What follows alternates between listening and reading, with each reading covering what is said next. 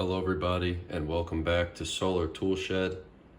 Today's video is going to be about tape measures. So I've got 3 tape measures here that I have used extensively in the field. And before I get going, I just want to talk briefly about what it's like to be a solar installer. So I've been a solar installer for almost 4 years now. And one of my favorite things about it is the variety of work that you get, on a daily basis. Currently, I work in commercial, and to be honest, it can get a bit repetitive to me. Like every day, you kind of end up doing one task for the entire duration of the day. But I used to do residential. I've actually have more residential experience. And one thing I miss about residential is the pace. I actually really enjoy, putting my effort and, putting my energy towards a task at work. And so being able to do multiple things in a day and almost, oftentimes get the job done in one day is something that I really enjoy about residential work. Commercial work is great because it's very rewarding. You kind of get to see the whole process come together a little bit, at a bit of a slower pace. But, sometimes you'll be doing, putting nuts and bolts together all day, or laying panels all day, or wiring all day. And so the repetitive nature of commercial work, not that solar isn't always repetitive. I mean, it's not always cut and dry, but it is a very similar process all the time. But with commercial work, you just tend to get a little bit more of the same on a day-to-day. Every day is still different, which is nice, but you typically go back to the same job site for weeks or months on end. Whereas with residential, you're really only at a job site for a day, 2 days. I'd say the longest I've ever been was about a week or 2, depending on the scope of the job. Ground mounts tend to take a little bit longer. But I just wanted to tell you all a little bit about the differences in commercial and residential. And, as I said, currently I'm in commercial work, but I do see myself one day, getting back into residential, and hopefully I can join a company or start my own company, which is a goal of mine, that works in both environments, because I think both environments are very valuable. They're very different, but residential solar is typically grid tied, as is commercial. But one thing I loved about residential was doing battery projects. I think having a storage system on your solar is pretty awesome, for lack of better words. Gets you truly off the grid and independent, and you really own your power at that point. It's very expensive, but I hope to see some innovation in battery technology soon in solar. I think that would be the best innovation that we could actually have in the industry, is more accessible energy storage. There's a lot of options out there, but most of them are very, very expensive. And so you don't see a lot of people going for a off-grid system. You see most people going for a grid-tied system. And that's obviously in commercial, you really never see anybody trying to get enough batteries to store a commercial size system. But occasionally you'll see a homeowner want to, truly own their power. And I've always thought that was very inspiring. So I would like to, pursue that later in my life. Just tell you a little bit more about myself and my goals, because I really do love energy. I don't politicize it. I don't think about it as I'm going to save the world or anything like that. I truly think solar is just another form of energy. And frankly, we have a lack of energy in this country. There's all these very ambitious goals for renewable energy, but our power grid can't even necessarily do what we need to do in order to achieve those goals. So, as much as people want to try and save the world with solar power, renewable energy, I think the main thing we need to do is go step by step and focus on how it's going to benefit the individual the most, and less so how it's going to benefit the cause. Because there is obviously a push for environmental protection, And I think environmental protection is important, but maybe not in the way that, our government thinks environmental protection is important. I love farmers, for example. I think people, and I just appreciate people who work hard. Solar is hard work, but so many people have politicized it to the point where you can't even appreciate the work that the installers put into getting those systems up and running.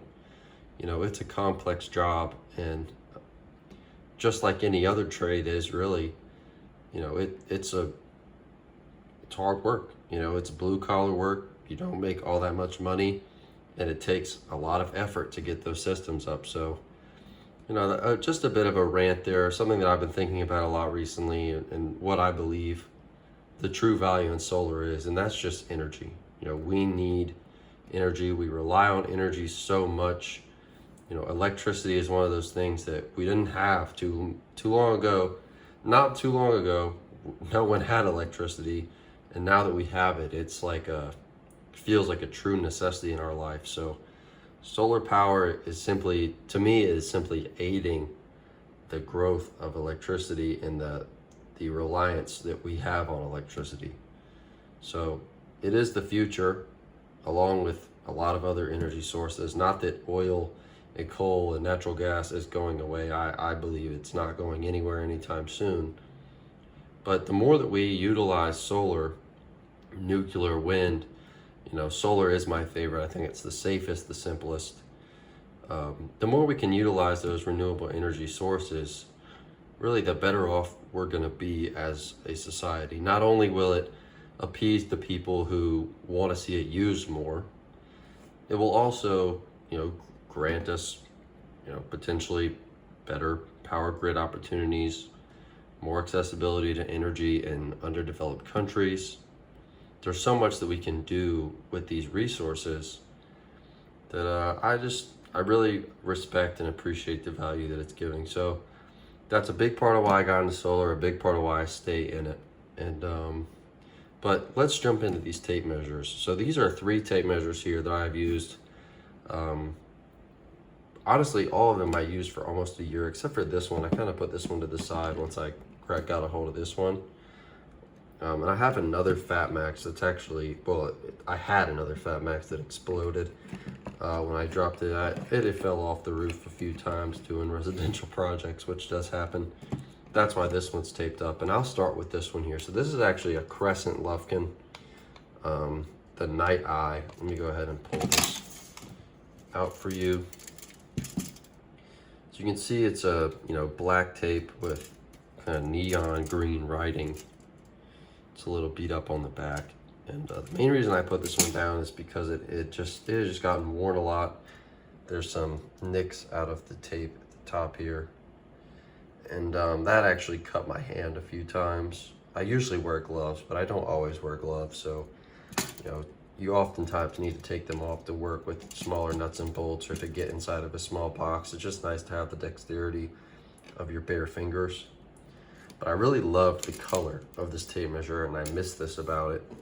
It has writing on the back, which I found I didn't use that much. I mean, occasionally you might need it, but it wasn't something that was a must-have for me, which I'll get to that with this one. But I really enjoyed the Crescent Lufkin tape measure. This is still usable. I just kind of have put it to the side for now. I really liked the size. It was very compact for a 25-foot tape. These are all 25-foot tapes. Very compact. This also got bent a couple times, which is one thing I did not like about it. Having this size up at the front on the hook is nice, but it was very susceptible to bending.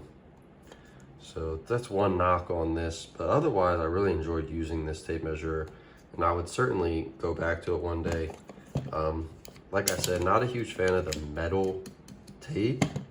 It does tend to bend and get cracked a little bit more than a plastic tape, even though it is really a pleasure to use. The color is something that I thought was really unique, and I enjoyed using that tape while I had it. I'm gonna save this one for last because this is my current tape, but I'll talk briefly about this Milwaukee. It's just the magnetic. It's not the stud. I know they make some other models that a lot of guys really love. This is just one. I actually got this from a company that I worked for, so it was free. That's why I was using it. It also has writing on the back. It is also, it's metal, but it feels more plasticky, so I don't really know what this is. But it didn't kink as much. It's clearly metal. I can tell that it's metal, but it has a coating on it. Not like a kind of a, not a sandpaper type coating like the Klein tape measure for anyone who knows about those. But this tape was a, you know, didn't bend or kink as much as the Lufkin did. So I did like that about it. The finger groove is nice. I used it quite a bit. I'll show you what I mean. I used the finger groove. I always did to kind of, you know, pause the tape measure where I needed it. And one thing I did like about it was the magnet. So I stuck with the magnet when I got the Fat Max. But I had a Fat Max without a magnet before this one. And one thing I didn't like about this was just the footprint that it had. You can see that it's a lot bigger. You know, that finger well, although I do use it, I found that with other tape measures without a finger well, you can just do this and it's really the same thing. So I like the idea, but I think it's kind of a gimmick, and it does allow for, you know, what we call, what most roofers would refer to as roof rock, really just pieces of shingle that break off and it'll get caught in here, or if you drop it in the dirt will get inside of it and just make it a little bit creaky, noisy. Unfortunately, that never happened with this one. But I put it to the side, and I don't really care about clips because I'll talk about my spider clip on this one. But I would have probably removed this clip eventually anyway. This is the nicest clip of these three. It's just bigger, gives a little bit more of a deep carry, was less likely to slip off, I found. But my main knock on this tape measure was just the size. For a 25-foot tape, I just thought it was really big, and I saw no purpose in continuing to use this one and keep it in my bag when I had other options that were a little bit more low profile. So I ultimately settled on the Fat Max for a few reasons. That's one, I love the blade. It is more of a plasticky texture. You can bend it completely sideways and it doesn't kink, it doesn't break off. You know, it's reinforced here at the top, which the newer model of this tape is reinforced. So I should maybe give that one a try. I believe this one was reinforced. No, this particular, yeah, it is. On the back side here, you can see it has a little bit of extra reinforcement up at the front. So that might negate this problem here that I had with just kind of, you can see how mangled it gets at the top without that reinforcement. So having some reinforcement would probably make this a better option than the older version. This is quite an old version of the Crescent Lufkin. So I might have to give that one a try with the new model. But the Fat Max is just a very clean tape measure. It's classic tape. It's one that my dad had. Not this one, obviously, but it's just a tape measure that I grew up seeing and used often as a kid. And so I was drawn to it. And you know, the newer models have this reinforcement like I was talking about that make it even less susceptible to bending and you know, creasing, if you will. But you know, this is I was talking about before with the spider clips. I'm a big fan of spider clips. They just secure the tape measure much better than a traditional tape measure clip would. So I highly recommend looking into these if you haven't. Spider tool clips. And I might make well, I've already promised a separate video about spider tool clips, so it is coming. I just wanted to show off these tape measures today. So there's not, the main thing I like about this is there's not too many weird features. You know, it doesn't have the finger well. It's a pretty standard color. It's just a traditional tape measure, and it's very low profile. You know, it's about the same size as the Lufkin, but the Lufkin did take up more space in the bag. It's also heavier because of the blade material, I think. So this is ultimately what I've decided is my favorite. Just a very classic tape measure. You know, the one knock on it really is no writing on the back.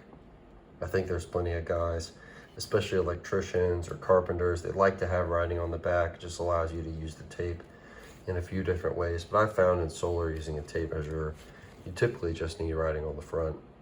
And this blade, you know, the writing on the back of the other ones, as you can see, it got pretty beat up anyway from using it on shingles. So, you know, as that scratches, the more and more you use this, the more and more it's going to get scratched up. And the less use you get out of the back anyway. The reinforcement kind of protected this, but you can see that it starts to get worn down. You know, obviously all this writing is still on here, so this one held up well, but they do scratch. The writing scratches off. This was a better example, but as it scratches off anyway, I just typically don't see a need to have it. So also this magnet is removable, which I've showed off before in my first upload here. You can kind of tell though that it clicks off if you want to click it off. So it just gives you another option if you don't need the magnet or if you find it obnoxious. I'm currently working on pergola steel oftentimes, so it's nice to be able to attach the steel and draw out the tape measure. So just a little bit of a review of these 3 tapes, why I run with the Stanley rather than these other 2. I know Milwaukee has the wide blade, the stud, that are probably better options than this one. Like I said, this one was free, so can't complain about that. And I hold on to it just to have spare tape, so this one could probably get thrown away, but it still works. So unless the tape gets completely destroyed, I like to hold on to it. But yeah, just a few that I've tested out, you know, why I came to the conclusion that this one was my favorite. Just a nice, simple tape measure, and as y'all have probably gathered from some of my other videos, I like to keep it simple with my tools. You know, I like to have high quality stuff, but I'm very happy with it being purpose built and, you know, having a one-track mind in a way. This one is definitely a one-track mind, just gets the job done. And yeah, I want to show my appreciation for people who have shown support to the channel, people who have subscribed. There's a few of you now, and you know, a bunch of people have watched my shorts, so it's just been really rewarding so far, and I will certainly be sticking around. So I appreciate y'all checking out today's video. Thank y'all very much. Please leave comments. No one's commented yet, but please leave comments, throw me a like, and I hope y'all have a great day. Thanks a lot. See you.